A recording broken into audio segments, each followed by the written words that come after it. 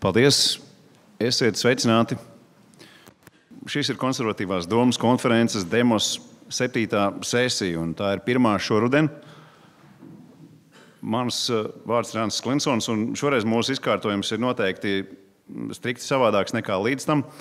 Un tas ir viss tādēļ, lai mēs paspētu sasniegt nosprostos konferences mērķus. Lūdzu visus klātesošos arī ievērot noteikumus. Noteikumi tūlīt tiks arī izklāstīti. Kopā mums sagaida divas daļas. Pirmā daļa sākumā divu dalībnieku 2 minūšu prezentācijas, kas ir atbildes uz jautājumu, kas ved Latviju uz bankrotu. Tam sekos jautājumi, arī jautājumi no skatītājiem. Noteikumi ir vienkārši un bezkaislīgi. 1 minūtē jautājumam un 2 minūtes atbildes sniegšanai. Pēc 2 minūtēm atskanēs signāls, tie būs zvani, un atbildi jāpārtrauc, lai cik arī daudz ir palicis nepateikts, vai lai cik interesanti tā arī liktos. Un šis ir konferencē ļoti jauns formāts, jautājumu un atbildes laika limits tiešām būs bezkaislīgs. Laikam beidzoties, runātājiem vairs nevajadzētu turpināt. Laika patēriņš ir necieņa pret citiem runātājiem, klausītājiem un konferenci. Tāpēc lūdzu cienīsim viens otru. Vakar mērķis ir vienkārši. Katrs aiziet mājās ar priekšstatu par vismaz 3 fundamentāliem Latvijas virzības uz bankrotu cēloņiem, kā arī vismaz 3 konkrētiem priekšlikumiem, kas būtu jādara, lai to apturētu. Šovakar dzirdēsiet 8 runātāju piedāvājumus, no kuriem izvēlēties, bet vārdu dosim arī jums, publika. Un tā var obligāti nebūt atbilde vai jautājums, tā varbūt arī replika vai komentārs vai priekšlikums, laika ierobežojums, jebkurā gadījumā ir 1 minūte jautājumam, 2 minūtes atbildē. Cerams, ka izdevums materiāls, kas atrodams mājaslapā un tika nosūtīts, ir pieņemts par visiem klātesošiem zinām, un šeit nav jāatkārto vismaz tiem, kam ir interneta pieslēgums, to mēs esam uzzinājuši un iepazinušies. Līdz ar to sākam konferences konstatējošo daļu, dalībnieku 2 minūšu prezentācijas un atbildes uz jautājumu, kas ved Latviju uz bankrotu. 2 minūtes, un es domāju, mums laiku uzskaita arī sākās. Sākam ar Aigaru Rostovski. Lūdzu. Paldies. Labdien, konferences dalībnieki. Paldies organizatoriem par uzaicinājumu. Tad 2 minūtes aizgājuši tādā pavisam īsā veidā. Es šīs 3 idejas izteikšu. Tā pirmā ideja ir tāda, ka, manuprāt, sabiedrībai un arī politiķiem, kā sabiedrības daļai ievēlētājiem, patiesībā nav īsti tāda sapratne un izpratne par valsts ieņēmumiem, izdevumiem, par pasīviem un aktīviem. Jo to, ko mēs redzam, kad virkne lēmumu tiek pieņemti kaut kā tur pa vidu, pat neskatoties uz to. Un tas ir, ja mēs tā paskatāmies, nezinu, uzņēmumu tādā kontekstā vai ģimenes kontekstā, un ja tev izdevumi pārsniedz ieņēmumus, tad kaut kādā brīdī loģiski, ka tu vienkārši paliec maksāt nespējīgs, ja bankrotē. Nākamā ideja virziens ir par to, kad mēs redzam, kad ir ik pa laikam tiek pieņemti kaut kādi likumi, kur mēs apsolām, vai politiķi apsola precīzāk, dažādām sociālām grupām kaut kādus noteiktus algu pielikumus, indeksācijas un tam līdzīgi. Bet, ja tas viss nav ekonomiski pamatots, tad faktiski tas arī var aizvest uz to, ka tev izdevumi nesamērīgi pārsniedz ieņēmumus, un tas arī var aizvest uz, tā skaitā, bankrotu. Un trešais ideja virziens ir, mēs kā sabiedrība un attiecīgi politiķi kā sabiedrības spogulis patiesībā īsti nesaprot vai nav sapratuši šajos 30 gados tieši privātu investīciju nozīmi, jo, kā man labs somu kolēģis teica, patiesībā valstu konkurētspēja nosaka to, cik konkrētā valstī, teiksim, uz vienu iedzīvotāju ir lielas privātās investīcijas, tāpēc, ka publiskās investīcijas bieži vien var būt politiski motivētas. Tā kā šīs ir tās 3 idejas, kas var vest uz bankrotu. Paldies. Paldies. Jā, droši. Un, viss plūst un mainās un pilnveidojās. Jā, kas Latviju ved, manuprāt, uz bankrotu? Jāsaka, ka es ar to vārdu bankrotu saprotu tādā bišķi plašākā nozīmē, ne tur ekonomiski, finansiālā, kas būtu tur valsts parāds. Un es šeit redzu 3 lielās lietas, kas ir 3 lielie pilāri, uz ko turās Latvija. Ja mēs ņemam likumdevēju varu, Manā skatījumā ar šo līmeni ir ļoti, ļoti slikti. Viens ir tas, ko mēs redzam publiskajā telpā. Man pašam ir nepastarpināta pieredze, kur dažkārt man bijis jāuzstājās kaut kādās Saeimas komisijās, un tad tu redzi tos cilvēkus, interakcijā. Un tā atskārsme ir, ka lielākai daļai no viņiem tur nevajadzētu atrasties, jo viņi vienkārši tur nekvalificējās. Tas nav tikai mans viedoklis. Pirms pāris dienām man bija ar vienu citu cilvēku saruna, ko es augstu vērtēju, kurš tiešām ir gudrs. Jā, viņš saprot kaut ko no ekonomikas, no biznesa, strādājis valsts pārvaldē, analoģisks secinājums. Es tur biju, runāju, it kā tur visi piekrita, bet tā bija kaut kāds balsojums, un viņi nobalsoja. Kas tas bija? Un tas nav vienas Saeimas nelaime, kaut kāda sagadīšanās, izskatās, ka tur paliek viens sliktāk, kas nozīmē, ka principā nestrādā kaut kāds fundamentāls mehānisms. Nākošā lieta - izpildvārā. Man šķiet, izpildvārā mums ir ļoti, ļoti bēdīgi. Arts ir bijis pakāpenisks process, man šķiet, šobrīd tur ir sapūvis viss, kas var sapūt. Rail Baltics šeit ir simbols. Jā. Tas, ko es redzu, mums Rail Baltics ir visapkārt, visās jomās, lai kur tu neskatītos, tur kaut kur ir kaut kāds Rail Baltics. Ja? Mērogs citur ir mazāks, bet principā saturs tas pats. Tiesu vara, ar to man bijusi mazāka saskarsme, bet varbūt ar kādu no klātsošiem redzējis, Jurģis Liepnieks ir izlicis tagad YouTube smuks video par to savu tiesas prāvu, kas tur un kā. Ja?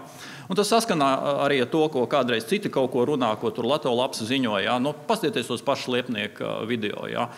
Tas ir finišs. Ja? Tā vienkārši nedrīkst būt. Un, protams, var sagadīties ar vienu cilvēku, kaut kādu vienu sastāvu, ja? Bet tur ir stāsts par gadiem. Ja? Visbeidzot, mēdīju vārā, tas ir pilārs, mēdīju konstruē realitāti.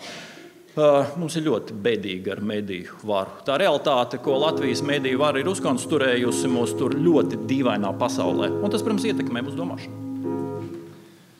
Jā, liels paldies. Es ceru, ka tas mikrofons ir beidzot dabūts pie dzīvības. Varbūt. Jā, lūk, abrīnojam, ko nozīmē tehniskas zināšanas. Labvakar. Jautājums, vai Latvija iet uz bankrotu, patiesībā satura arī daļu no atbildes, kā mēs raugāmies uz pasauli. Un tā ir liela problēma. Mēs balsojam par mazāko ļaunumu, neticam, ka kaut kas var mainīties, jebkuras pārmaiņas uztveram tikai kā iespēju, ka mūsu situācija var palikt tikai sliktāka.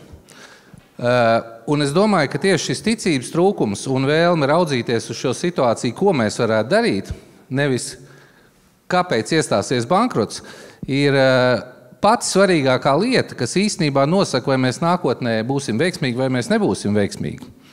Vai tad nebūtu notikusi Kijeva 3 dienās, ja cilvēki neticētu tam, kas it kā bija nenovēršams. Mums ir arī ļoti reāli izaicinājumi. Tad, kad mēs iestājāmies Eiropas Savienībā, tas bija tā kā uzņemt tevi lielā galmā. Nabaga meitene nonāca lielā galmā, kurā viņa tagad saņēma kūkas un dāvanas pa velti. Un mēs esam pieraduši pie šīs situācijas, bet ir jāsaprot, ka tālāk ejot, mums nāksies vairāk rīkoties arī pašiem. Un viena no lietām ir, ka jāapzinās, ka Eiropas Savienība šobrīd virzās tādas centralizētas ekonomikas virzienā. Tas nozīmē, ka mums tiek uzlikt ar vien lielāku ierobežojumu rīkoties ar savu naudu, saviem resursiem, mežiem, ūdeņiem un darboties. Un otra lieta, kas mūs apdraud nākotnē, ja mēs par to nepadomāsim, ir demogrāfija. Jau pēc 25 gadiem mūs būs par trešdaļu mazāk. Tas ir ļoti daudz, mēs esam visātrāk izmirstošā valsts Eiropas Savienībā. Un mums ir jādomā, kādā veidā ar mazāku cilvēku skaitu mēs varēsim uzturēt savu ekonomiku, un mums viņa jāveido atbilstoši. Es neesmu dzirdējis, ka šāds plāns vispār pastāv vai kāds par to domā. Es aicinātu visus aizdomāties par šīm pāris lietām. Paldies! Liels paldies! Paldies arī par 2 minūšu ievērošanu. Es zinu, ka tas nav viegli, un turpināsim mēs ar Antonu Ļaminu uzrunu. Lūdzu! Labdien, cienījamie auditorija! Es noteikti esmu pārliecināts, ka Latvija iet uz bankrotu, bet tādā plašākā tomēr nozīmē. Pirmā lieta ir valsts parāds. Ja? Būsim arī godīgi. Latvijā tas ārējais parāds nav baigi liels. Ja? Bet mani, kā nodokļu maksātāji, ka cilvēki, kurš grib Latvijā dzīvot un arī audzināt bērnus, biedē tā tendence. Un kāpēc tā tendence ir sliktā? Tāpēc, ka vēl pirms 1,5 gada ministrs Ašerādnis mums stāstīja, ka valsts ārējais parāds ar laiku nostabilizēsies zem 40% no mūsu IKP.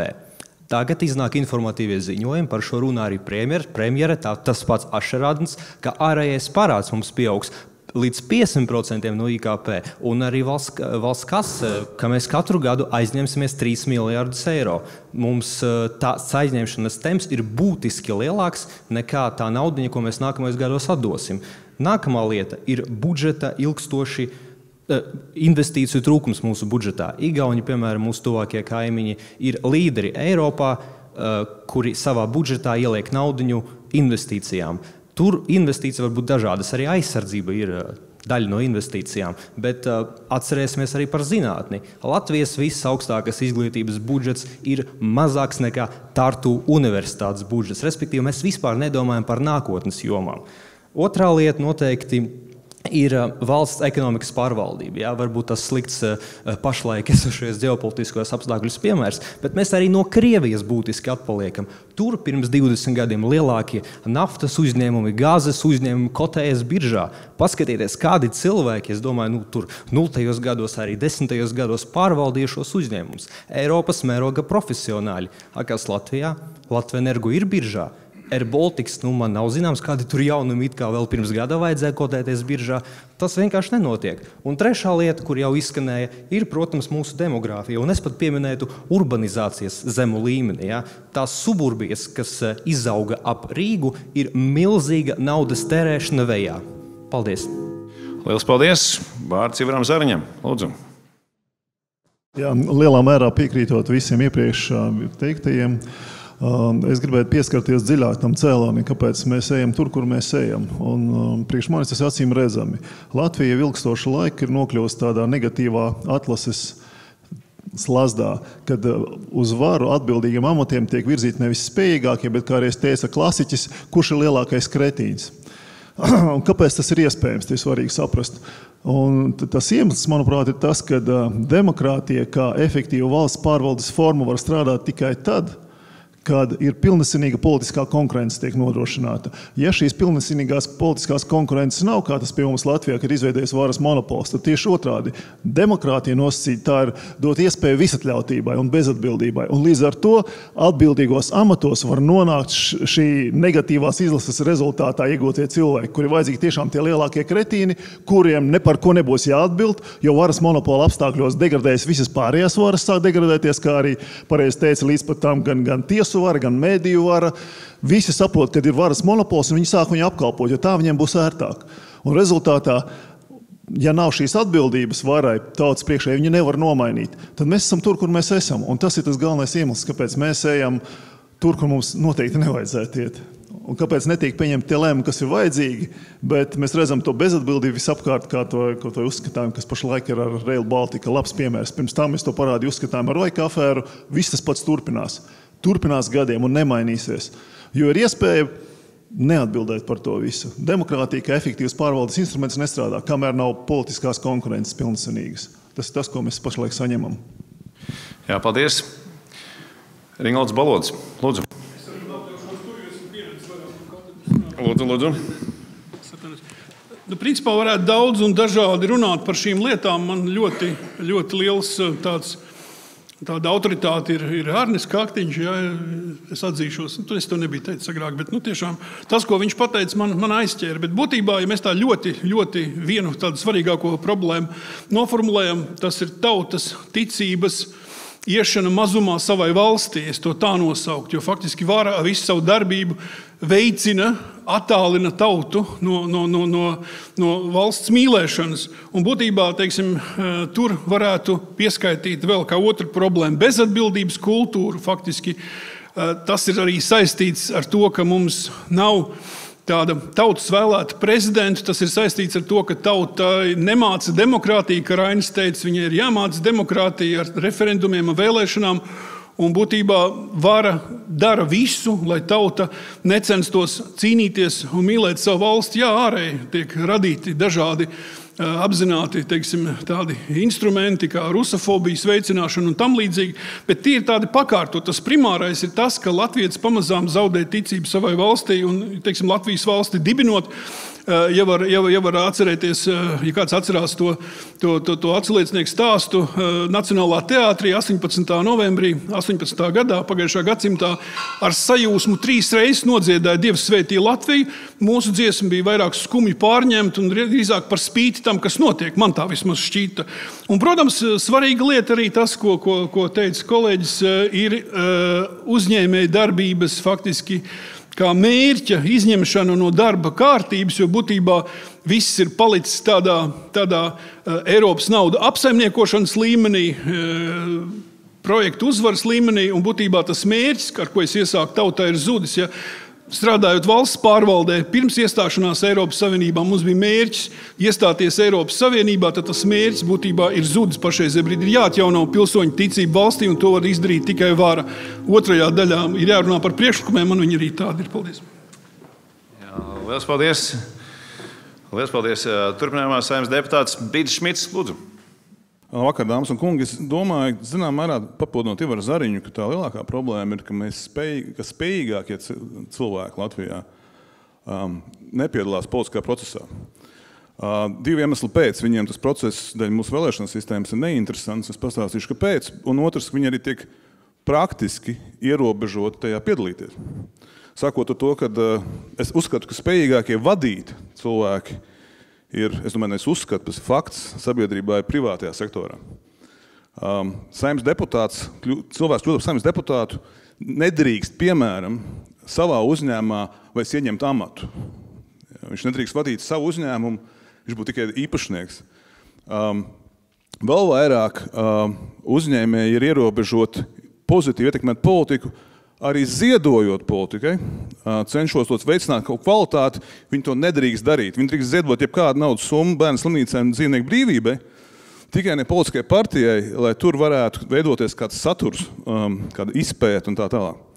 Un trešā lieta, mūsu politiskā sistēma ir, mēs varam kritizēt, nekritizēt, bet fakts ir tāds, ka viņi ģenerē vājas valdības un ļoti īslaicīgas valdības. Mums 30 gadu laikā ir bijuši 17 premjeri. Vidējais premjerēšanas laiks ir mazāks par 2 gadiem, pie 1,5 gadu vidējais. Jebkurš, kas nāk no privāta sektora, saprot, ka tas ir pārāk īs laiks, ne tikai uzņēmumam, bet vēl valstī radīt nopietnas pārmaiņas. Margarita Thatcher bija 17 gadus pēc kāds premjera. Tonijs Blērs 10. Viņiem 300 gadu laikā bijuši 58 premjeri. Labi, tagad pēdējā laikā viņi to sabojājuši drusciņu to statistiku, bet mūsu ekvivalentā vēlēšana sistēma mums būtu bijuši 170 tajā laikā. Šīs lietas kopumā sistēma, kas izveidot, lai spējīgākie nepiedalītos politiskajā procesā, nevar radīt veiksmīgu, mazāk veiksmīgie nevar radīt veiksmīgu rezultātu. Tas vienkārši pēc definīcijas tā ir. Paldies. Paldies. Un noslēgumā Aivars Strakšas. Vakar klātesošie. Es arī nesaprotu to tādu ekonomiskā jomā valsts bankrotu, jo valsts bankrots šobrīd, manuprāt, ir sekas tam, ka mūsu valsts pārvaldes iekārta ir nonākusi neapskaužamā situācijā. Principā viņa jau ir bankrotējusi.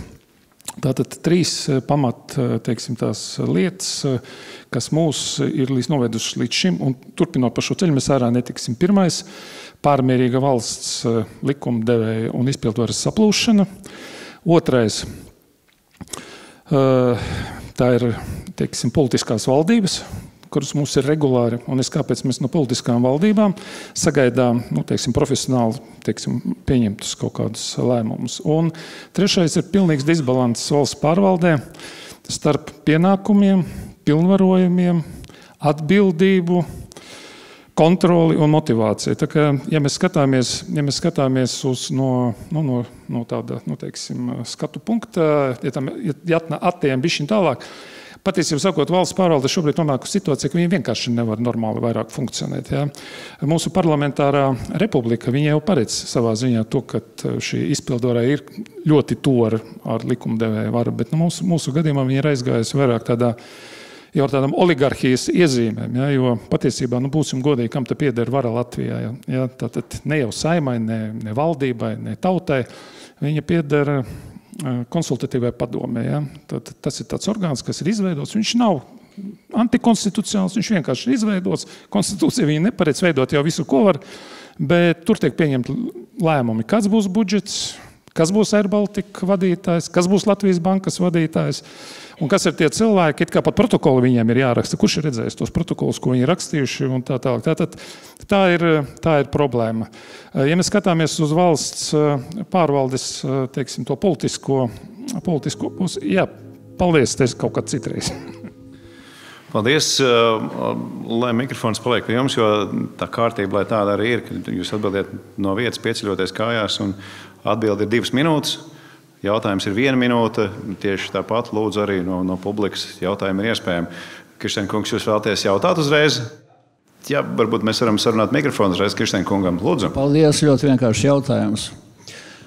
Lai katrs atbild vienā vai 2 teikumos, kāda ir šīs valsts pastāvēšanas jēga? Jo, ja mums ir šogad 16 miljardi un būs noteikti vairāk, un to viņa saimā būs Nacionālais klimata un enerģētikas plāns, kas tur prasīs 12 līdz 14 miljardus, zinot, ka Ķīna dažās stundās iztērē tikpat daudz izmešu, cik Latvija gadā, jā, tad šo jautājumu uzdevu tikai vienu iemeslu dēļ. Es paskatījos tikko statistiku, ka atmodas laikā 1987. gadā Latvija piedzima 42 000 bērnu, kad pirmoreiz Dombrovskis kļuva par premjeru 2009. gadā. Tad vēl bija 24 000, pagājušajā gadā kaut kur ap 13 000, un šogad varbūt nebūs 10 000. Jā. Tad kāda ir šīs valsts pastāvēšanas jēga? Paldies. Jautājums, kā agrāk teica, pieņemts. Kurš vēlās atbildēt, lūdzu? Es varu ar tādu pašu ironiju, kā jautājums bija ar tādu ironiju, es ar tādu pašu ironiju varu atbildēt. Ja mēs tā turpinam, tad mūsu pastāvēšanas jēga ir tāda, lai sevi apliktu pēc iespējas lielākām saistībām. Ja šāda valsts turpina, lai pēc tam šīs saistības mēs nevarētu izpildīt un nekas cits neatliktu, kā pildīt viņas ar saviem aktīviem, pārdodot aktīvus, lai izpildītu šīs saistības. Lai mūsu meži, lai mūsu dabas resursi, lai mūsu infrastruktūra kādam piederētu kādam citam. Ja mēs tā turpinam, jā.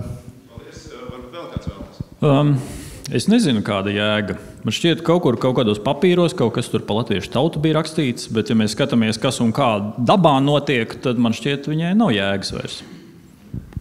Vēl kāda replika vai atbildi? Jā, es arī repliku no savu skatu punktu. Man liekas, ka tā jēga būtu, kad katrs mēs varam realizēt savus sapņus tādā kultūras un sabiedrības vidē, kurā mēs esam radušies. Ja? Bet ja mēs kā kopīgi, kā komanda to nespējam realizēt, tā valsts vienkārši izbeigsies agri vai vēlu. Tas ir jautājums mums visiem, vai mēs varam kaut kā saņemties un pamainīt to kursu vai nevaram. Tā.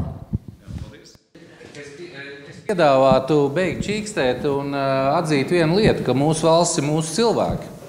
Un, kā jau es minēju, viņi būs tik, cik viņi būs. Un mums ir jāstrādā tā, lai šiem cilvēkiem, tie, kas šeit ir vairāk vai mazāk, būtu labāk. Un šis zaļais kurs, kas praktiski ir uzņemts saistības, kuras mēs nevarēsim neizpildīt un kuras mums draud ar ļoti lielām soda sankcijām, nozīmē tieši to, ka mūsu finansiālā suverenitāte ir apdraudēta.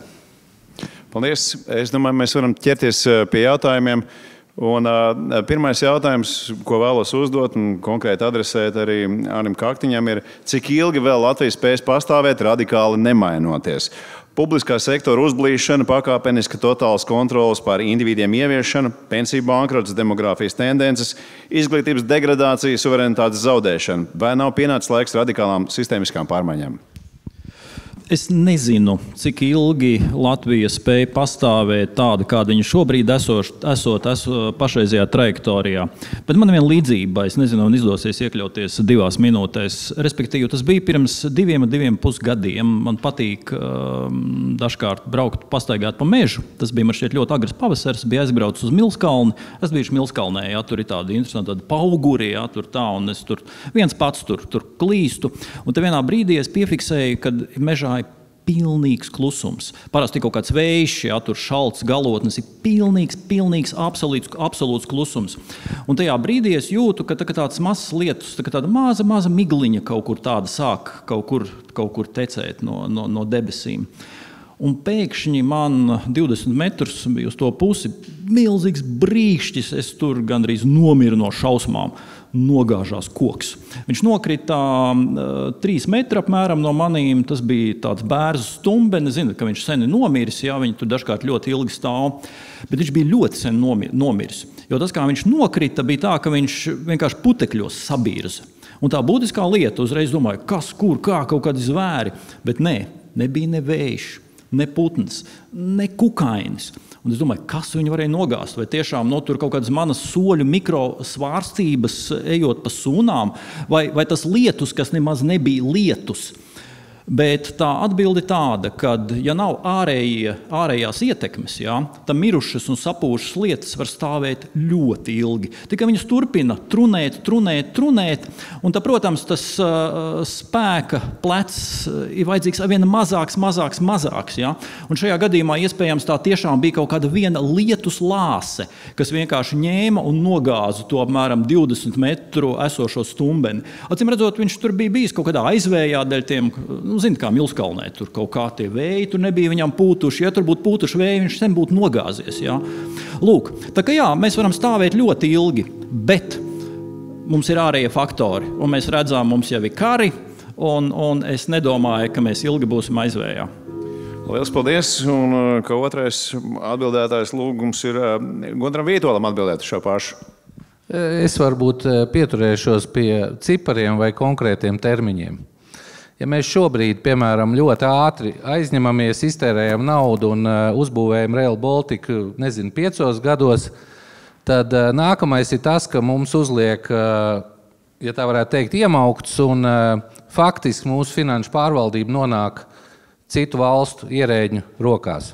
Ja mēs to neizdaram, mēs turpinam realizēt zaļo kursu un mēs to darām tā, kā to paredz 2030. gads, arī tad notiek tieši tas pats. Tāpēc jautājums ir par lēmumiem, kur tiks pieņemti vistuvākajā laikā. Paldies. Jā, liels paldies. Varbūt kādam 1 minūtes replika. Ir, nav? Skaties, Rastovs kungs tā kā grasījās. Jā, ne?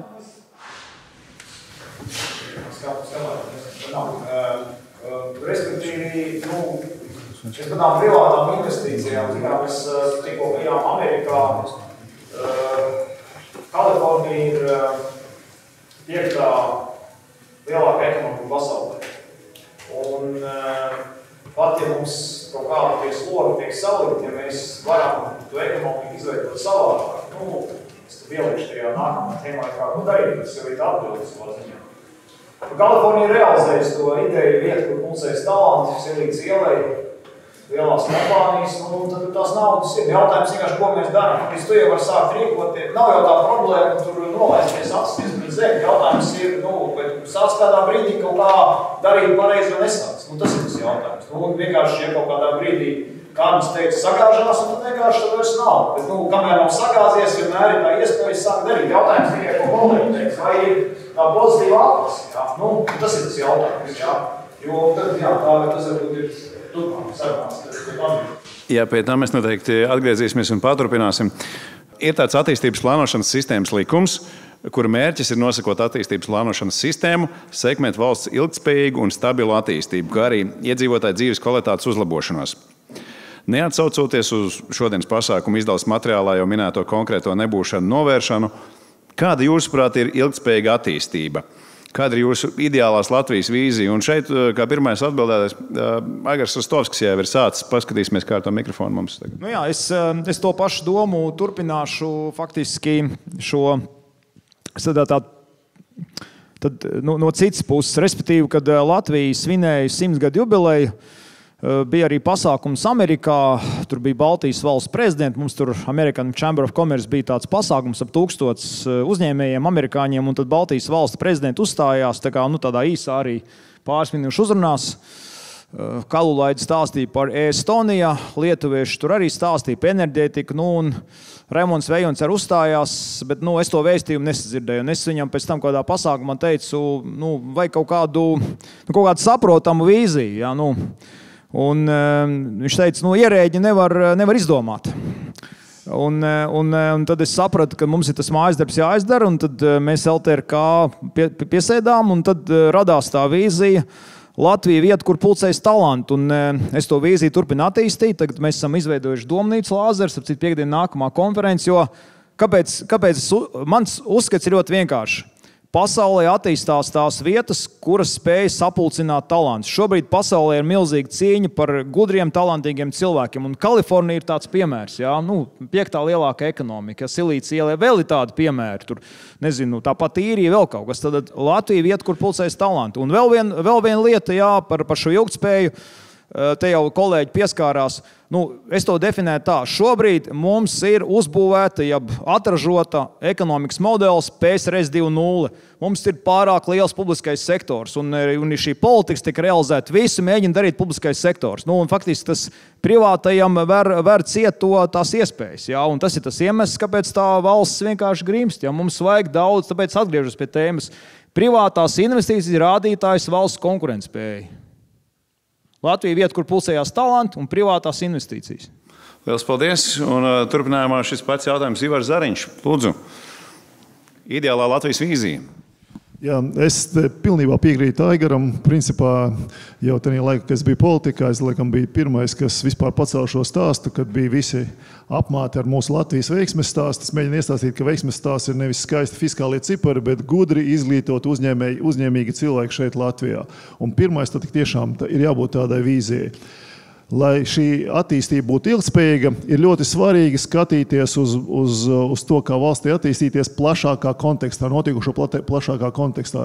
Proti, tas ir globālie procesi, un šeit ir principā Latvijai lielā iespēja, tiešām lielais iespēja laiks pašlaik ir iestājies, ja mēs spējam pareizi to visu izmantot.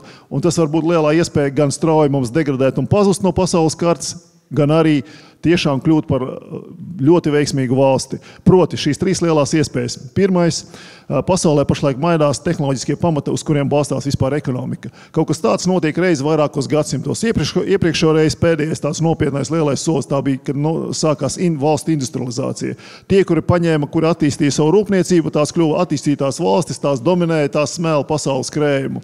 Mēs šo ciklu nokavējām, mēs esam principā zaudētāji salīdzinoši. Bet mums ir visas iespējas ielikt šī jaunajā ciklā, nevis mēģināt skriet pakaļ vecajā ciklā tiem, kas mums ir tālu priekšā, bet sākt pareizi attīstīt šo jauno ciklu. Un tam tik tiešām ir šeit svarīgi, lai būtu atbilstoši cilvēki. Kāpēc mēs viņus šeit varam piesaistīt? Vēl viens liels globālais process triggeris, tas ir klimata pārmaiņas. Latvijai salīdzinoši šeit mums ir vispozitīvākā šī nākotne. Mēs pat vairāk varam iegūt nekā zaudēt salīdzinot ar citiem. Tad visā stāstā atkal to mēs šeit varam izmantot priekš dzīves kvalitātes vides. Un trešais lielais stāsts, ja mēs skatāmies tīri pa Eiropu, es redzu, tā ir migrācija. Mēs esam ļoti veiksmīgi nostargāt šeit un izveidot tiešām ļoti kvalitatīvu vidi, ņemot vērā visus šos faktorus. Priekš cilvēkiem, radošiem, uzņēmīgiem, lai viņiem būtu šī interese nākt un atrasties šeit. Mums tik atliek piedāvāt šo savu vīziju, ka mēs šeit gribam attīstīt šīs modernās nozares tehnoloģijas, mākslīgais intelekts un tā tālāk. Jā, liels paldies. Un turpinājumā vārds Ringoldam Balodim. Lūdzu. Es domāju, ka Latvijas gadījumā ir pat nepieklājīgi runāt par ilgtspējas. Tāds mums vienkārši nav. Mums plānu ļoti daudz dažādu. Un tās esamības jēga, man to savā laikā Gunārs Kusiņš kolēģis pastāstīja, kad es uz viņu atsaucos vienā pasākumā. Viņš teica, Gunārs, es tā neteicu, tā teica Kārlis Lēškalns. Jautājums ir tāds, kāda ir galvenā sūtība un jēga Saeimas deputātam? Atbilde ir tāda – būt. Vienkārši būt. Un Latvijas gadījumā, Latvijas valsts mērķis, principā, viņš ir pazudis, un principā mēs esam tāpēc, ka mēs esam. Un cik mēs ilgi būsim, tik ilgi, kamēr starptautiskā sabiedrība mūs cietīs. Ja mēs runājam, cik ilgi mēs varam pastāvēt, ļoti ilgi pūti šādā veidā var agonizēt. Un, protams, tas dziļākais jautājums, ko darīt. Jo šobrīd Saeimas reakcija uz visiem gadījumiem un arī valdības radīt jaunu likumu, jaunu noteikumu. Suns sakošs bērnu noteikti tiks radīts suņu labturības noteikumu, kurā tiks pastiprināts sots. Un jēgas jau šeit nav nekādas. Tā dziļākā jēga, kas būs tuvākā nākotnē, ir uzturēt savus pensionārus un sameklēt kādus, kas strādās, lai būtu nodokļi. Diemžēl tik pesimistiski. Paldies. Jā, liels paldies. Un mums ir jautājums no publikas. Tā kā te mēs iesniedzam mikrofonu, lūdzu, un tūlīt arī sapratīsim, kurš vēlēsies atbildēt šo jautājumu. Zigorts Strīķis. Vai klātesošie runātāji ir lasījuši 2 pasaulē atzītu ekonomistu grāmatas? Viena ir Ēriks Reinerts, Norvēģa ekonomists, kā bagātās valstis kļuva bagātas. Viņš, piemēram, runā par to, ka valsti var padarīt bagātu tikai rūpnieciskā ražošana. Un vēl viņš runā par to, ka, lai valstī būtu apsteidzošā attīstība, ir vajadzīgs 20 gadu laikposms, kurā ekonomikas pieaugums katru gadu ir 6%. Savukārt Hadžons Čanks grāmatā Sliktie samarieši runā par lielvalstu un arī starptautiskā valūtas fonda un Pasaules bankas graujošo politiku attiecībā pret mazāk attīstītām pasaules valstīm. Kāds mums jautājums līdz galam paliek noformulēts? Tātad, vai esat šo grāmatu lasījuši un kādi ir jūsu secinājumi? Ko mēs varētu mācīties no tā Latvijai? Paldies! Neesmu lasījis, zinu, ka abas laikam man plauktā ir, bet īsts komentārs par to Norvēģi. Es saprotu, Norvēģis teica rūpnieciskā ražošana. Taisnība, drīzāk tas ir loģiski, bet atcerēsimies, ka Norvēģija bagāta kļuva dēļ naftas un vairāk gāzes, ne dēļ rūpnieciskās ražošanas. Paldies! Jā, lūdzu! Šeit būtu ļoti svarīgi precizēt, tātad šis norvēģu autors, mēs šīs abas grāmatas esmu lasījis, tad tā galvenā doma bija, nevis runa bija par rūpniecību, bet runa bija par nozarēm, kuras var ieviest pašus modernākos jauninājumus. Uz to laiku tā bija rūpniecība, tagad tā vairs nav rūpniecība. Tagad ir nākošais, tas, par ko es ir runāju, šis tehnoloģisko pamatu nomaiņa, kad nāk iekšā jaunas nozares. Un tagad mums būtu aktuāli tieši tā sekojot šai domai, ko teica, es pilnīgi piekrītu. Tas, kas tika teikts, sekojot tai domai, mums tāpēc ir šī lielā iespēja, ka mums vairs nevajag tagad domāt investēt pirmkārt rūpniecību, bet šīs jaunajās nozarēs. Tur ir tas uzplaukums, tur ir tā lielā Latvijas iespēja. Un atšķirībā no rūpniecības mums šeit ir tam nepieciešamā infrastruktūra. Un par to runājot, par to uzrāvienu, labs piemērs. Kāpēc? Labs piemērs ir Latvijas Telekoms. Mūsu telekomunikācijas nozare. Mēs bijām maksimāli atpalikuši. Bet mēs izrāvāmies un mēs kļuvām par vienu no visprogresīvākiem, jo mēs vairs necentāmies investēt vecajā risinājumā. Mēs uzreiz gājām jaunajā risinājumā, optiskajos tīklos, jaunajā tehnoloģijās un uztaisījām šo uzrāvienu. To pašu mēs varam izdarīt daudz plašākā mērogā šeit Latvijā pašlaik. Jā, liels paldies uz šo jautājumu. Es domāju, mums ir 2 atbildēm pietika. Es atvainojos. Nākamais jautājums ir, kādi apstākļi veicināja Javieru Milē fenomēnu un pieprasījumu pēc viņa politiskā piedāvājuma šeit? Lūdzu, Antonu Ļaminu. Tas, manuprāt, ir ļoti labs jautājums, jo pašlaik, ja tīpaši klasisko liberāļu vidū dominē tāds viedoklis, kā argentīnieši ir klasiskie liberāļi, anarcho-kapitālisti vai kaut kas tam līdzīgs. Bet patiesībā, ja mēs ieskatīsimies Argentīnas vēsturē, man liekas, ka argentīnieši pēdējo 80 laikā ir izmēģinājuši visu, izņemot klasisko liberālismu. Ja? Viņam bija gan tur, kreisie fašisti, keinsiānisti, citi tur sociāldemokrāti ar dažādām valsts iejaukšanās pakāpēm ekonomikā. Un pašlaik viņi skaidri redz, līdz kam tas ir novedis. Un, par cik mēs tagad arī par Latviju diskutējam, es ļoti ceru, ka mums kā tautai nevajadzēs izciest visu to, ko izcieta argentīnieši, lai vismaz, ja ne pilnīgu reformu klāstu īstenot tepat Latvijā, bet vismaz daļu, kas mums ir aktuāli, kas ir noteikti mazāk valsts loma ekonomikā, kas ir noteikti privatizācija. Mans mīļākais piemērs ir par Vivī. Man vispār liekas, ka mūsu valsts pārvalde vislabāk raksturo tieši šīs uzņēmums. Jaunie vilcieni ir. Perona mums nav. Jaunie vilcieni mums bija šī gada sākumā, bet tie nebrauca. Es, protams, jau nesaku par to, ka mēs dzelzceļa jomā, pasažieru pārvadēm jomā esam atpalikuši arī no Igauniem par 15 gadiem. Paldies! Jā, lūdzu. Es varbūt ļoti īsi. Redziet, kā ir. Ekonomiskie cipari, fiskālais stāvoklis un tam līdzīgi cilvēks īpaši neinteresē. Cilvēks interesē tas, kas viņam pašam ir maciņā. Kamēr tur viss ir kārtībā, tikmēr par lielām lietām lielākā daļa neliekās nezins. Un Milēja fenomens ir tajā, ka Argentīna bija novesta līdz tādam kliņķim, ka visiem bija skaidrs, ka tālāk vairs nevar. Un es ļoti ceru, ka arī Latvijas ekonomika nevajadzēs novest līdz kliņķim vai līdz nosacītam bankrotam, lai nāktu Milējs, bet mēs tādu izvēlēsimies ātrāk. Paldies! Jā, liels paldies! Un es skatos, ka ir replika, jā, lūdzu. Jā, man liels pārsteigums ir, ka ir tik daudz cilvēku, kas nezinu, kas ir Latvijas jēga. Man liekas, ka ir jēga un droši vien katram sava. Bet man vienkārši aicinājums visiem runātājiem ir Protams, mēs visi esam dzirdējuši, ka mums slikta valdība, tur nekompetenti deputāti un mums ir vajadzīgs lielāks privātais sektors. Faktiski mums ir vajadzīga milēja pārvaldīta valsts. Varbūt, lai tas viss būtu kaut kā produktīvāk, tad varbūt runāsim par to un nevis konstatēsim faktus, ko mēs visi zinām, ko mēs jau visi izlasījām izdales materiālā. Tāpēc, jā, bez šaubām, bet, manuprāt, ir jāspriež par to, kā izdarīt tā, lai mēs varam ievēlēt kaut ko līdzīgu milēja valdībai.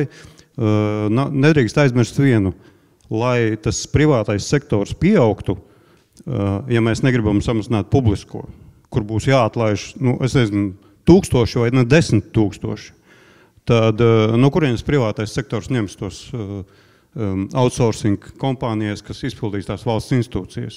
Piemēram, pašvaldību funkcijas var noreducēt tīri līdz infrastruktūrai, atstājot kultūru, izglītību vai centralizētai pārvaldē, pat būvvaldes var atdot arhitektu birojiem pārvaldīšanai. Kas tur strādās? Es jau domāju, būs replika vai jautājums. Izrādās, ka jautājums arī finālā. Kurš vēlās atbildēt? Mūsu valsts ir tikai mūsu cilvēki, tie, kas mēs esam. Un mūsu stratēģija var būt tikai pa vienu, kā mēs paši dzīvosim labāk. Nevis domāsim, ka te pulcēsies talantīgi cilvēki, līdzīgi kā tas ir Silīcija ielejā, bet par to, kā mēs tos radīsim. Mums ir maksimāli jāiegulda savos bērnos, izglītībā, jo tikai tad viņi pielāgosies un izdomās jauno Skype vai Amazon vai vēl kaut ko tam līdzīgi. Un tas ir ļoti vienkārši. Manā uzturē. Vai ir vēl kāds, kas vēlas uz šo jautājumu atbildēt? Jā, es skatos, ka ir. Pēc tās darba kārtības mums tajā otrajā daļā ir vairāk par tām idejām. Vienkārši mums kā runātājiem bija uzstādīti šie jautājumi, faktu konstatācija, pēc tam būs tas ir par to dienas kārtību, bet izmantojot iespēju arī, ir atsauksmes tām ekonomiskas grāmatām un tam līdzīgi. Es īsā replikā man labs paziņa Daunas Alvers profesors, viņš ir dzimis UK, viņš stāstīja, ka viņš mācījās skolā. Viņiem teica tā klasē: tie, kas mācīsies slikti, tie dzīvo Sīrijā. Un ar to, ko es gribu pateikt, protams, ekonomisti kaut ko raksta, bet viņi principā raksta pa pagātni.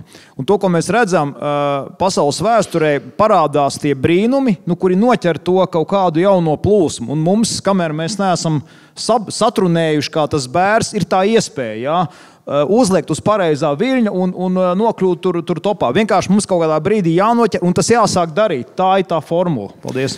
Paldies. Ļoti patīk pēdējie vārdi. Jāsāk darīt.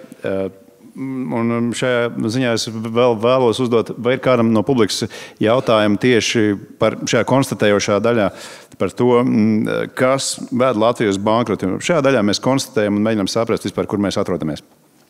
Es domāju, lūdzu, dosim Kirsteina kungam vārdu.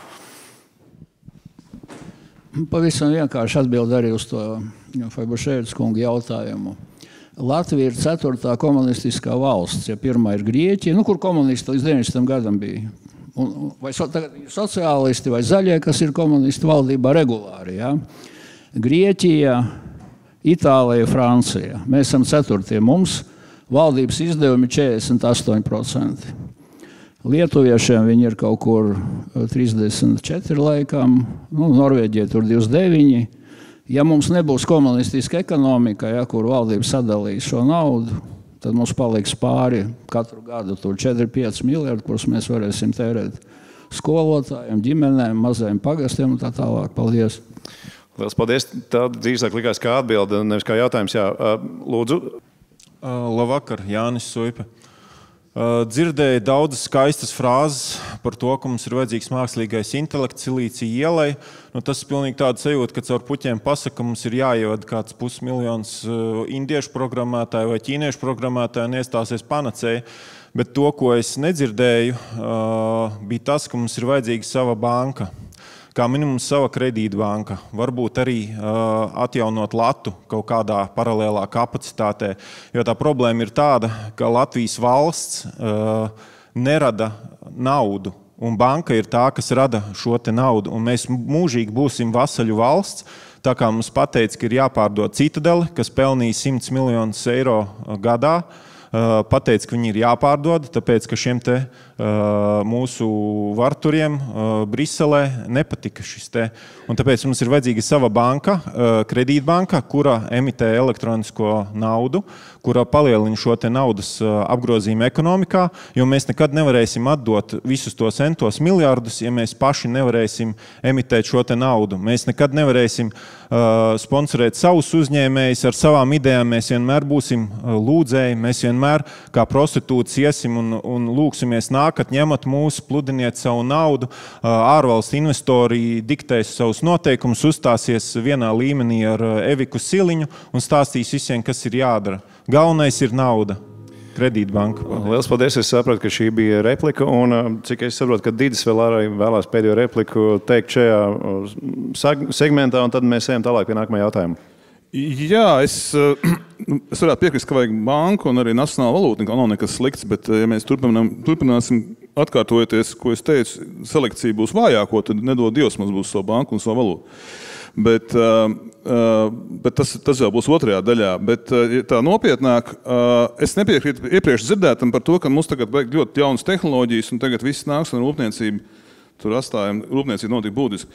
Es nezinu nevienu valstu pasaulē, kas būtu savu labklājību būvējusi otrādā virzienā, nevis sākumā izmantojot visus savus dabas, industriālos cilvēku resursus, un tad, kā saka, sākos ražot robotus.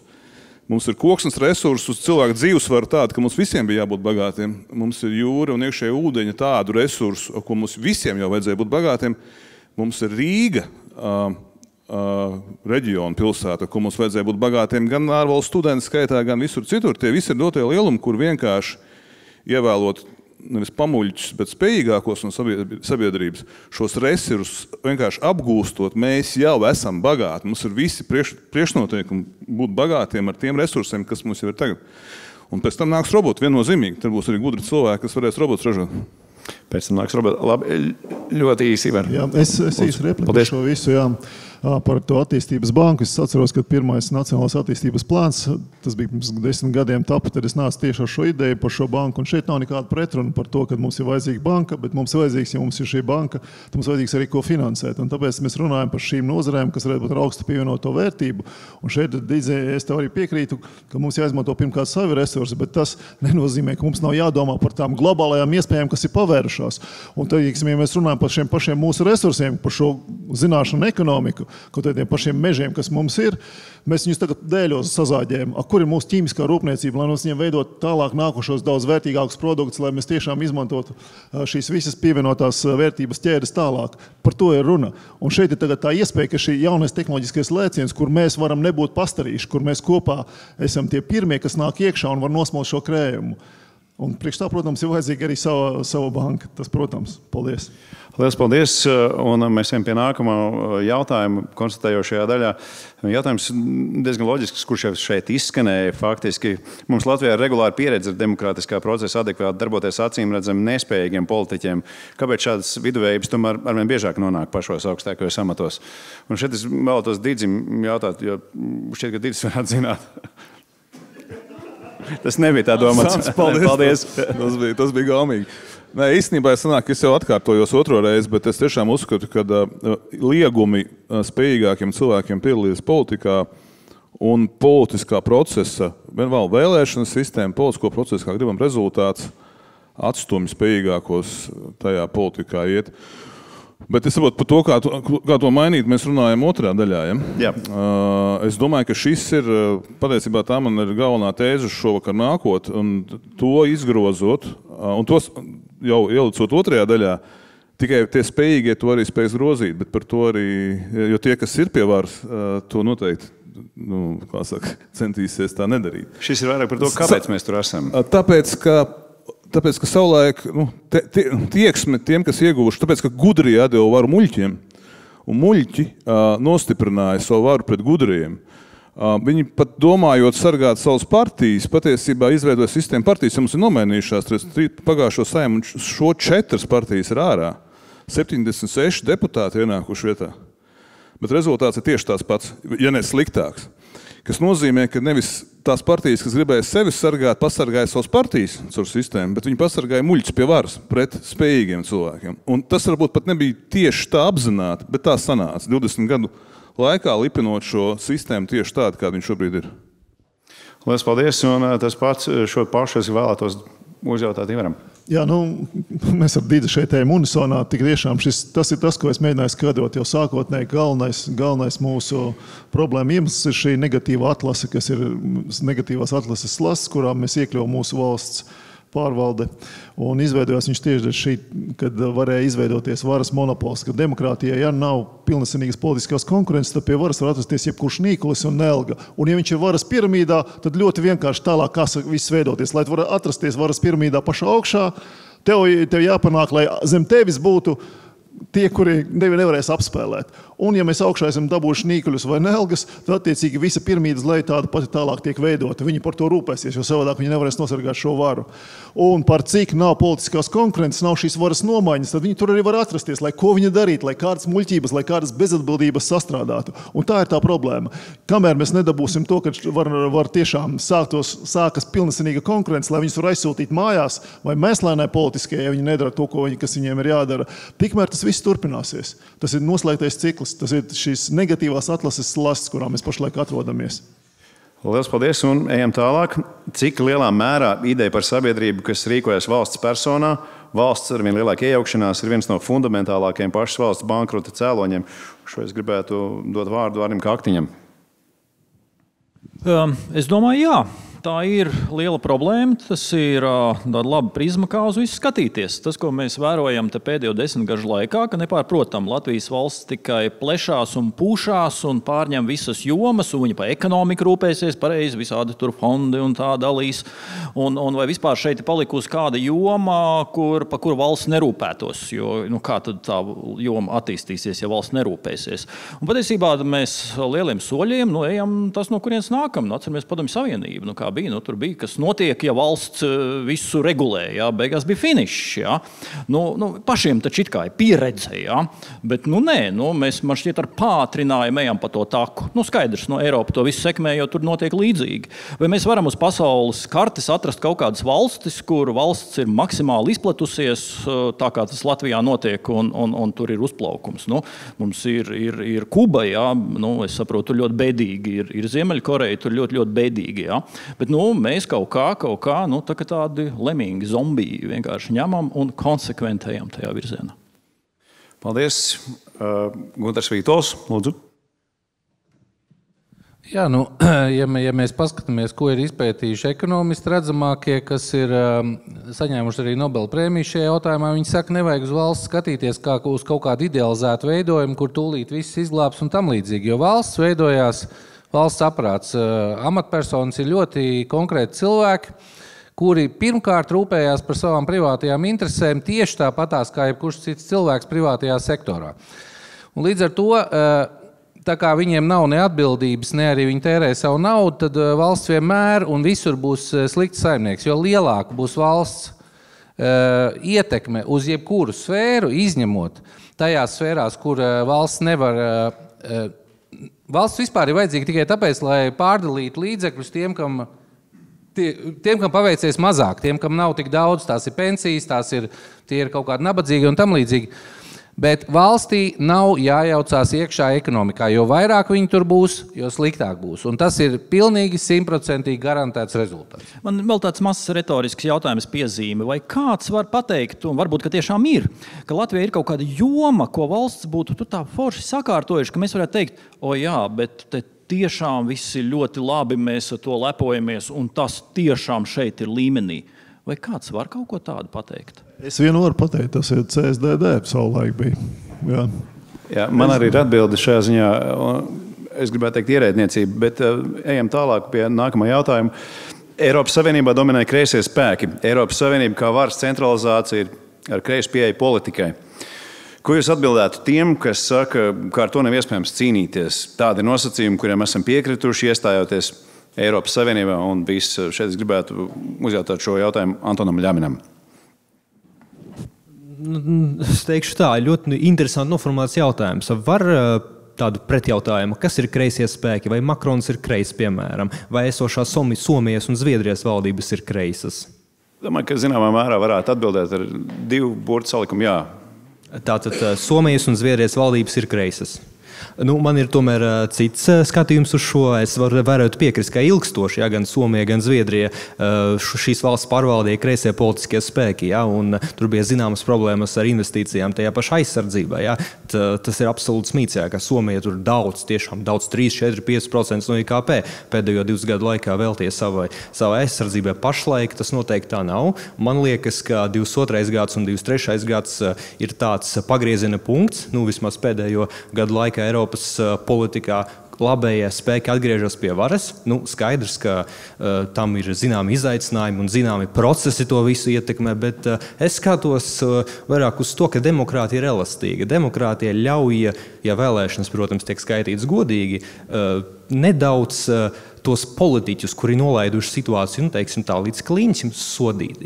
Bet tas, kam es piekrītu, Latvija noteikti kļūst kreisākā, un tas mani biedē, jo, kad man bija ekonomikas skolā, man vēstures un ekonomikas skolotājs lepojas ar to, ka Latvija īstenoja ļoti daudz labējo reformu, un Latvija ir viena no retajām valstīm, kur var lepoties ar to, ka šo valsts nepārvalda kreisie. Man ir bēdīgi, tās domas, kas man bija pirms 5, 7 gadiem par mūsu valsts nākotni, par labējo pieeju ekonomikā. Tas viss, diemžēl, iet nebūtībā. Un man kauns par šo. Paldies. Vai, es skatos, Dizim ir versija? Nē, man tikai tāda replika bija papildinājums. Tiešām šodien ļoti grūti pateikt, kas ir kreis, kur vēl, kas ir liberāls. Nē, bet ir viena pazīme pa kreisumu, Margarita Tečera teica, ka kreiso valdību problēma ir tā, ka agrāk vai vēlāk viņam beidzās citu cilvēku naudu, kas ļoti precīzi parāda mūsu situāciju šodien. Un arī pēc šīs pazīmes var noteikt, kurš ir kreis šobrīd Eiropā un pasaulē. Paldies. Vai ir kāda replika šajā jautājumā? Es skatos, ka ir, un tūlīt arī es skatos, ir no politikas. Ļoti īsi. Runājot par ekonomiku, tur ir viena lieta ir pārdalīt un tērēt, un otra ir pelnīt un investēt. Un tas, kas notiek viscaur Eiropā un Latvijā viennozīmīgi ir, ka gados vecāku cilvēku skaits ar vienu palielinās. Un, protams, ka kāds cilvēks domā par savu maciņu vispirms, tātad tiem, kam ir svarīgāka indeksācija, saņemt vairāk, viņus var saprast. Bet tas nozīmē arī, ka politikā šī pārdalīšanas politika, diemžēl, vienmēr būs aktuāla un vienmēr pietiekoši populāra. Un tie spēki, kas mēģinās pelnīt un investēt, tā būs faktiski nebeidzama cīņa. Tieši iemeslu dēļ tā situācija, es domāju, tikai pasliktināsies. Paldies. Cik es saprotu, replika vai jautājums? Ne, replika. Principā Latvijā nav kreisas politika, ir pseidokreisas populisms. Ja mēs savukārt skatāmies uz to valsts bankrotu, tad jautājums ir par to, ka iedzīvotāji deleģē savu varu valsts pārvaldē, un it kā viņai vajadzētu pārstāvēt publikas intereses, bet kaut kādā brīdī pārvaldē rodas savas intereses, kas ir pretējas tautas interesēm. Un mēs, manuprāt, esam īpaši pašvaldību un arī valsts līmenī nonākuši līdz tam, kad tā valsts pārvaldē ir parādījušās savas intereses pret iedzīvotāju kopumu interesēm, un tas ir jau kā audzējs. Ja medicīnā skatās, tad tas ir kā audzējs, kas pārņem to organismam sāk kaitēt. Paldies. Lielas paldies, es skatos, tur blakus arī bija turpat uzreiz. Jānis Ratkevičs, neliels komentārs par to iepriekšējo par demokrātiju un kāpēc slikti strādā vai kāda ir dabiskā negatīva atlase. Pirmkārt, man liekas, ka politiskā elite ir tautas grotesks spogulis. Viņš nav ne labāks, ne sliktāks, viņš vienkārši spilgtāk parāda to, kāda vidējā tauta ir. Tas ir pirmais. Otrais fundamentāla problēma ir, ka vēlētais pie mums, manā skatījumā, balso par tiem cilvēkiem pārsvarā kopumā un visumā, ir izņēmumi vienmēr ir, kurš stāsta to, ko viņš vēlās dzirdēt, par viņa gribekļiem. Un tad cilvēks nepašaubam jūtas vīlies, jo kā tad tā, kāpēc nav ķīseļa upes un piena upes un ķīseri krasti, kāda tā, viņš man solīja, viņš neliec politiķis. Un viņš meklē nākamo solītāju, kurš atkal viņam kaut ko ļoti labu sasola, ko viņš iekšēji tas vēlētājs vēlās, absolūti neatskatoties uz to, cik tas ir reāli, viens, otrs, cik tas cilvēks konkrētais, pat ja tas vispār ir reāli īstenojums, spējas kaut ko tādu īstenot. Un tā ir problēma. Jā, liels paldies. Tur es skatos, ir vēl viena replika, un tad vēl viena, un tad ejam tālāk pēc 2 replikām. Es nepatīku augstām lietām, bet viss sākās kaut kur no apakšas. Es esmu ārsts un strādāju 40. gadu. Un ko es gribu teikt, ka raksturojot ne tikai Latviju, civilizēto rietumu pasauli, es gribu teikt, ka tur bija visādi akmens laikmeti, bronzas, feodālisms, viss kaut kas bija. Es gribu to tagad nosaukt par birokrātijas tirāniju, jo tas, kas ir valsts medicīnā, kas ir valsts skolās, kas ir bērnu dārzos, visi ir apauguši ar absolūti, manuprāt, absolūti stulbiem latviski papīriem, ja? Un ja mani savā laikā es studēju Tartu, profesors stāstīja slimības vēstures, atcerieties, jūs rakstiet prokuroram. Tad visu precīzi pierakstiet, lai nav problēmu. Ja? Tad tas bija vienīgais cilvēks, kas teorētiski varēja tavos pierakstos skatīties, ja ir problēmas. Ja? Tu raksti, tu esi ārsts, tu pa visu atbildi. No 96. gada es esmu prom no valsts medicīnas, jo es strādāju bērnu redzes centrā, tikko parādījās tie stulbie kodi. Es teicu, kas man būs jādara, uzrakstīju atlūgu un aizgāju, jo man universitātē brīdī gaidīja. Tas ir murgs, tas ir viss. Liels paldies par šo komentāru un turpinājumā Māris. Māris Gails, labdien, man ir replika. Valsts pārvalde birokrātija ir hierarhiska sistēma. Un tāpēc gribētu atgādināt, varbūt visi jau zina, Pīters principu. Jebkurā hierarhiskā sistēmā cilvēks tiek paaugstināts amatā, ja viņš strādā labi. Un tas notiek tik ilgi, kamēr viņš sasniedz griestus, nekompetences līmeni. Un tad viņi vairs nepaukstina, bet arī no turienes neaizdzen. Līdz ar to katra hierarhiska sistēma tiecās uz stāvokli, ka jebkurā amatā ir nekompetenti cilvēki. Lai būtu kustam, jā. Paldies. Labi, virzīsimies tālāk. Jau 4 gadus Latvijā nepārtraukti valda noskaņojums, ka esam eksistenciāli apdraudēti un tāpēc uz laiku ir jāatsakās no dažādām brīvībām un viedokļu plurālismu. Vēl pirms Covid un Krievijas iebrukuma Ukrainā pasaulē draudēja klimata pārmaiņas, kuru apturēšana var pieprasīt bezieru un pakļaušanos. Lai šādos apstākļos vispār mēs varētu runāt par liberālu demokrātiju, kad arvien lielāks jautājumu loks padarīts par neapspriežamu, vai mēs vispār varam sarunāties šādā laikā un kaut ko mainīt. Jo mēs dzīvojam it kā nepārtrauktā krīzes situācijā. Ringold, vai tu vēlētos atbildēt? Tas ir ļoti plašs jautājums, ko tu uzdevi. Vakardien es skatījos, tas ir Pēters Viņķels, Zandera taisnu to jautājumu ar apspriedi, cik procenti ir nepieciešams sasniegt ievēlētām politiskam spēkam, kad viņi vairs neaiztiek, kad viņi neizolē līdzīgi kā tagad idejas AfD Vācijā aizliegt šo partiju, ja? Līdzīgi kā Saskaņa ilgu laiku nelaid pie varas. Tāpēc, ka viņi ir sliktie. Es domāju, ka tā aizlieguma kultūra, tā tendence visu aizliegt un pārregulēt, mūsu valstī būtībā ir asinīs. Kaut kā tas ir iegājies, ja? Jo faktiski tā reakcija uz jebkuru notikumu ir kārtējais normatīvais akts, ko mēs radam, un tas pašmērķis, kas ir ierēdniecībā, ir, ko te izskanēja, kāds ir viņas mērķis, būtībā ir radīt papīru kalns, lai pierādītu savu vajadzību. Un mēs esam tādā zināmā strupceļā nokļuvuši, jo būtībā liela daļa elektorāta, kas ir vienotībai, kas šobrīd ir ilglaicīgi pie varas, ir ierēdniecība, kas negrib nekādas pārmaiņas, un otra liela daļa, kas ir liela problēma mums, tas ir gados veci vēlētāji, kur faktiski vienīgais, galvenais, tas skatījums uz lietām ir 5-10 gadu maksimums. Ja? Un tas mums ļoti atšķir no tās situācijas, kāda mums bija mūsu valsts radīšanas sākumā. Un tie lielie ilglaicīgie mērķi, jebkurai partijai, vienotībai vai citi, kas varētu valdīt, viņai jārēķinās ar to vēlētāju reakciju. Un būtībā tas, kas notiek tagad, netiek darīts nekas, lai valsts attīstītos. Tas ir, ka viņi ir. Valsts patērē tos resursus, pieaug ierēģi, un ja tā notiks, būs ļoti, ļoti bēdīgi. Tas būtu maigākais, ko es varu pateikt. Jā, paldies. Dīdzi, vai ir iespējams nodarboties ar demokrātiju, kamēr pastāv šādi neapspriežamie jautājumi? Es uzskatu, ka nav nekāda neapspriežama jautājuma patiesībā. Jautājums, vai ir drosme viņus apspriest. vai mēs vienkārši sekojam kā auni kaut kādam afišām. Tūlēs klimata pārmaiņas izrādīsies vienmēr bijušas, un tas rats sāk griezties riņķī. Jautājums, vai mēs aizvedam savu līdz klints malai un nolecam. Bet man nav, es domāju, ka nav nekādu tabū tematu. Ja? Tikai jautājums, cik mēs katrs pakļaujamies kaut kādām jaunajām reliģijām, jauniem izgudrojumiem, cik mēs esam gatavi iet pret traumu.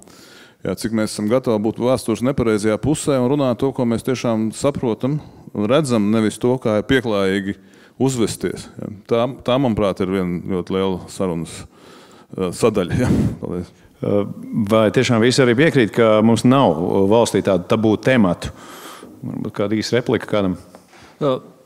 Nē, skaidrs, ka ir daudzām tēmām ir problēmas, bet replika pie Šmitkunga teiktā par to, ka tur personīgā drosme spēja runāt, protams, bet te ir tas, ko es tajā sākumā mēģināju teikt, mums ir milzīgas problēmas ar mediju varu. Jo tādā ziņā mediju varai ir jāiedod laukumi, kur par šīm tēmām runāt. Un ja mediji tos laukumus neiedod, tad kā Latvijā ir kaut kur tur sociālos tīklos, kaut kādi kambari, tur kaut kādi antivakseri un vēl, un tā jau vairs nav kvalitatīva diskusija, kas tur notiekās. Ja?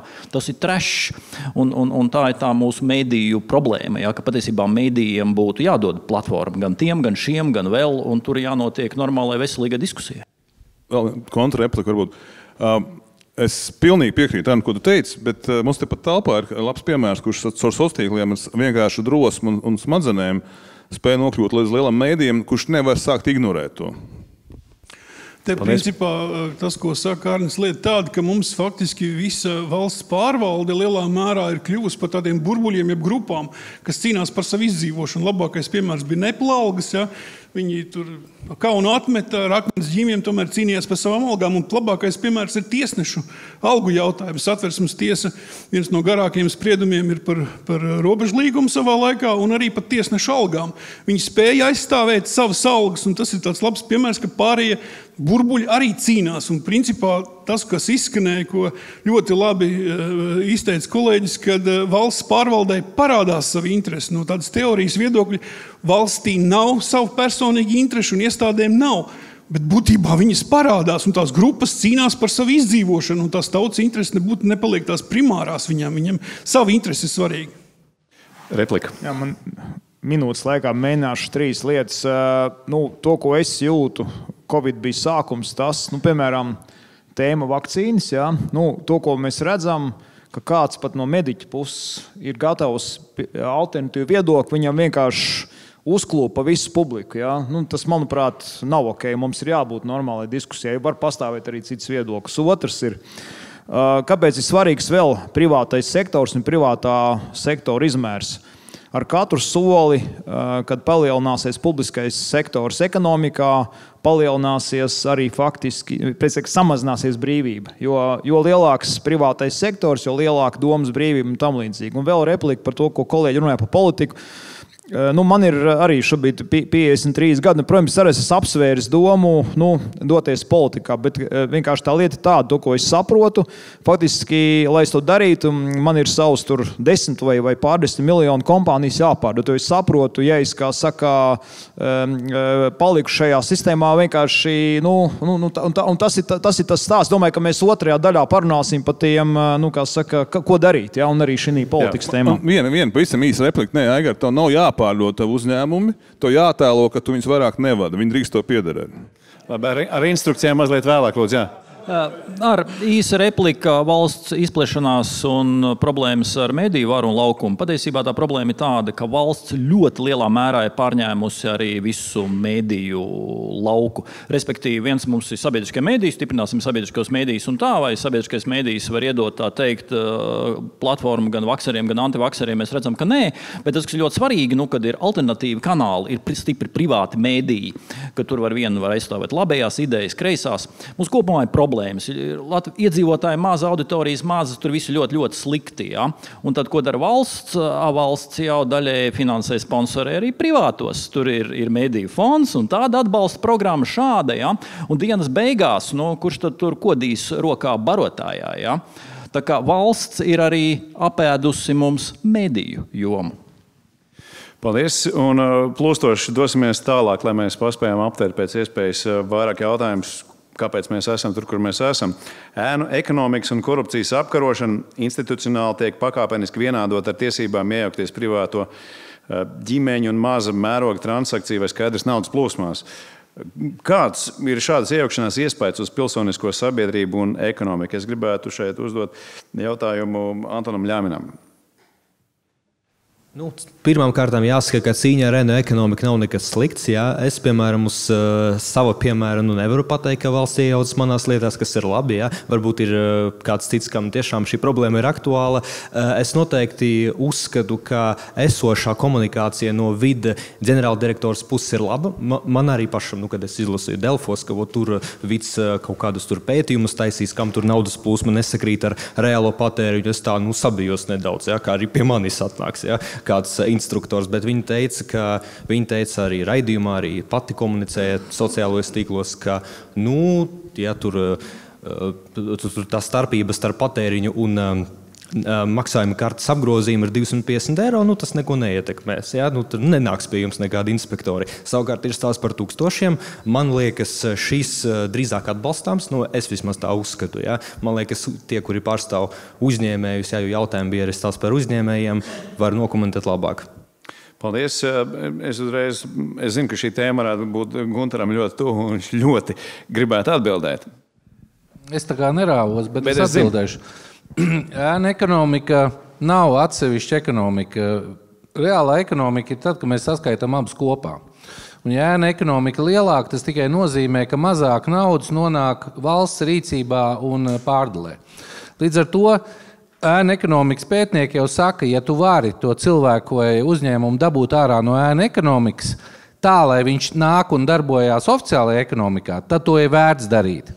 Gadījumā, ja tev ir tāda nodokļu sistēma, nepanesams sloks un tam līdzīgi, un tu vienkārši viņu apkaro, tad tava kopējā ekonomika un arī sabiedrības labklājība kopumā samazināsies. Un par to es domāju, ka mēs vienmēr aizmirstam. Un otra lieta, ja mēs paskatāmies uz ekonomikas attīstības plāniem Latvijā, tad nes kāpēc to jūs neatradīsiet ne Francijā, ne Amerikā, kur arī pastāv ēna ekonomika.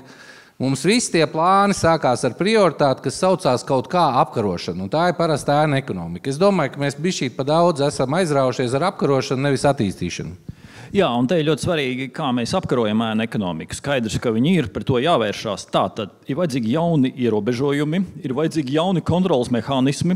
Lūk, valsts jau skaita, kur un kā mēs tērējam naudu un liek iekšā savos Exceļos, un tas jau nenotiek pats no sevīm. Tur taču uzreiz vajag 100 ierēģņus pieņemt kaut kādus departamentus un tā tālāk. Respektīvi, tā ēnu ekonomika ir arguments, kā valstī, tā teikt, izplesties aprīt šeit pēdējos brīvības laukumus. Un it kā šķietami loģiski, jo viņa taču ir. Un tad jautājums, kur viņas nav, kad viņa nav bijusi? Viņa vienmēr ir bijusi. Ar šo argumentu šeit var likvidēt pilnīgi visu. Un vēl es gribētu piebilst, ka mums faktiski ir kontrolējošo iestāžu fetišs. Labs piemērs ir finanšu izlūkošanas dienests, kas tika radīts tā saucamā pēdiņās, finanšu kapitālā remonta laikā, lai faktiski cīnītos ar naudu, kas ienāk no Krievijas un tam līdzīgi. Krievu naudu vairs mums nav, bet finanšu izlūkošanas dienesti izplašās, prasot jaunas štatvietas un tam līdzīgi. Un tā ir tā tendence, par ko kolēģi runā. Lielas paldies. Iesim tālāk. Šis būs pēdējais jautājums pirms pauzes. Vai trajektorija būtiski uzlabosies, ja mēs atradīsim visus, kas nolaidīgi dara savu darbu, kuriem ir savtīgi nolūki, un sodīsim viņus? Vai visu vainīgo atrašana un sodīšana nepaliek bez sēkām, proti ar vien lielāku kalpošanu likuma burtam? Es gribētu Aivaram Strakšam uzdot šo jautājumu. Jā, pirmkārt jau Grēkāzis, viņš tāpēc ir Grēkāzis, ka viņš ir nozīmēts vainīgais. Tātad, ja mēs skatāmies uz to visu bezatbildību, kas mums apkārt ir, tad laiku pa laikam tautai ir kaut kas jāupurē. Ja pavisam vairs nevar iztikt, tad kāds ir jāupurē. Pieņemsim, tur kancelējas vadītājs galīgi nekādīgi nevarēja citādi pateikt, ka viņš ir vainīgais. Tad tur pa kādam valsts sekretāram, trāpās pa kādam ierēdnim. Protams, ja cilvēks ir vainīgs, viņam ir jāatbild. Ja? Bet bieži vien, kā mēs tagad skatāmies no tās politiskās arī vadības puses, valdības puses, ir tā, ka ministri pieņem lēmumus, viņi operē ar budžetiem, dot uzdevumus, bet tā kā jāatbild, tad pagrūž kādu priekšā. Un šajā gadījumā sanāk kas, ka tā valsts pārvalde, viņi sāk organizēt, sāk sevi aizstāvēt. Un līdz ar to viņi ielaiž dokumentus pa vidu, izveido jaunas procedūras, jaunas saskaņošanas, un to atbildīgā vainīgā nav. Un tas ir Rail Baltica, teiksim, gadījums, kad vispār vairs nevar saprast, kurš ir sācis. It kā visi ir bijuši klāt, visi bijuši, visu zinājuši, bet kurš ir ko parakstījis, nav parakstījis, beigās jūs nevar saprast. Par tādām lielām, milzīgām projektām vairs, teiksim, tā ierēdniecībā nav neviena atbildīgā. Ierēdniecība šajos gados ir iemācījusies reaģēt uz šīs politiskās valdības, teiksim, to, teiksim, darbības stilu. Viņi aizstāv sevi tā kā var. Rezultāts mums ir tas, ka mums šobrīd ir vispārējais krahs, nekas nenotiek, nekāda lēmumi nenotiek. Tā kā es biju saistīts kaut kādā ziņā ar valsts uzņēmumu pārvaldi, es varētu pateikt to, ka esmu to, ka mēs slikti pārstājam saprasties ar valsts pārvaldi, tas notika apmēram ap 2012.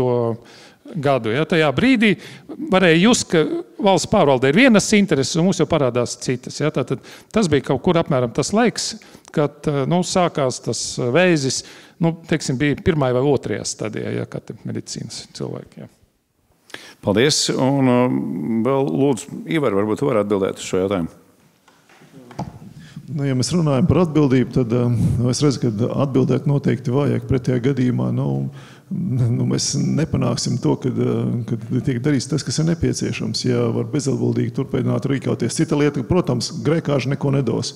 Grēkāži sodīšana, diemžēl, tas ir kādā veidā izpaudusies šī atbildība. It visā. Maksimums, kas tiek izvilkts kāds grēkāžs. To es labi atceros, strādājot Roika afēru. Tur vienkārši tikai ar to arī nodarbojas. Mēģināja stādīt priekšā grēkāžus. Un ja nebija kāds, kas palīdz to atšifrēt un pateikt, nē, tas nav īstais atbildīgais, tad pie tā viss arī apstātos. Un tas arī, ko mēs pašlaik redzam, kaut vai ar to pašu Rail Baltiku. Tieši tas pats stāsts, viņš turpināsies.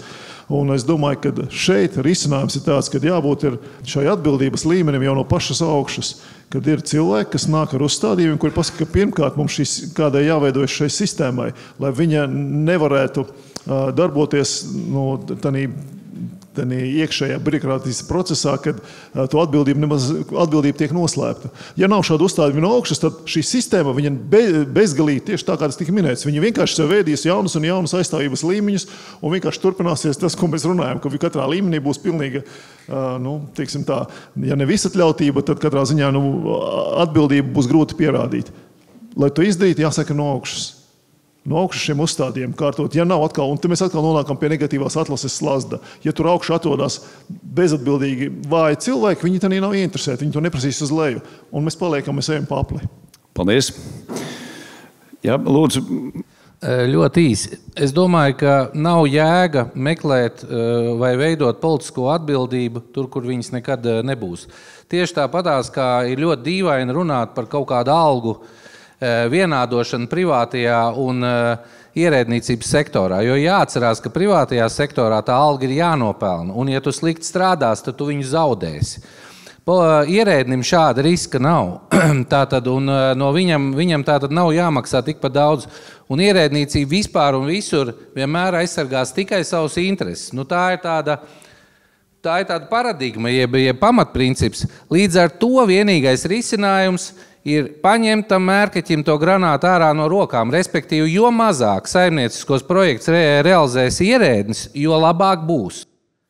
Jā, paldies. Ļoti, ļoti labi. Vēl, cik es saprotu, Didis vēlējās pateikt, un es domāju, mēs tad varam arī nopaļauties uz pauzīti. Nē, tu par to regulāciju. Tagad viss ir pārregulēts valstīm pa vēnīgiem, tad, protams, būs kāds regulējums, ko kāds būs pārkāps, tad, ka viņš būs jāsot. Jo tādu vienkārši atradīs. Bet otrs nav jau tā, ka mēs neesam kādreiz rīkojušies savādāk. Es atceros Šēles valdības laikus, ja, kad principā premjeras uzskatīja, ka viņš ir atbildīgs par visu vadot valdību. Un brīdī, kad viņš to atbildību deleģēja tālāk, viņš viņu deleģēja ļoti konkrēti. Es pats jaunībā biju ierēdis un trāpījos tajā laikā, ārlietu ministrijā strādājot, es pastāstu 2 papīrus saņēmu, izpratnē tad, kad valdība pieņēma lēmumu, kas bija kaut kāds, nevis, teiksim, nodokļu likme, bet kaut kas konkrētāks. Pēc tam sekoja premjera rezolūcija, kurā bija ierakstīts atbildīgais cilvēks par šī procesa realizāciju. Viņš varēja būt jebkāds amats, jebkurā valsts pārvaldes vietā. Es tādu kā jaunākais referents savulaik saņēmu, kad par šo ir atbildīgs Digis Šmits, telefona numurs, e-pasts, un tad ir tāda valsts beigās brīnkopa. Visai valsts pārvaldē sadarboties šo uzdevumu izpildē. Izpratnēm bija pilnīgi skaidrs, ka es esmu atbildīgais. Ja tā lieta nenotiks, man būs galva nost. Ja nē, tad, ja notiks, tad pacels. Un es to lapiņu, to rezolūciju arī varēja visu izdarīt. Jo neviens negribēja kāpt tajā vilcienā maniem kopā, kas māks lejā no klints. Ja. Tā kā tādi laiki ir bijuši. Vienkārši ir aizmirst, un tas atkal sākās pa līderiem. Jo īsts līderis jau negaida. Īsts līderis pirmkārt zina, ko viņš grib sasniegt un kur valstu es. Viņam nevajag deleģēt kādam. Tikai tad, kad ir aizņemtība, tad viņš deleģē tālāk. Par visiem Rail Baltikām lielākais projekts Latvijas vēsturē. Premjeram bija no rīta viņa jāpieceļās un vakarā jāiet gulēt. Ja, jo tas ietekmēs visu. Vai ir laicīgi jānolem, ka tas mums nav vajadzīgs. Ja? Nevis 20 gadus jācer, ka tas uzsprāgs pie nākamā. Ja.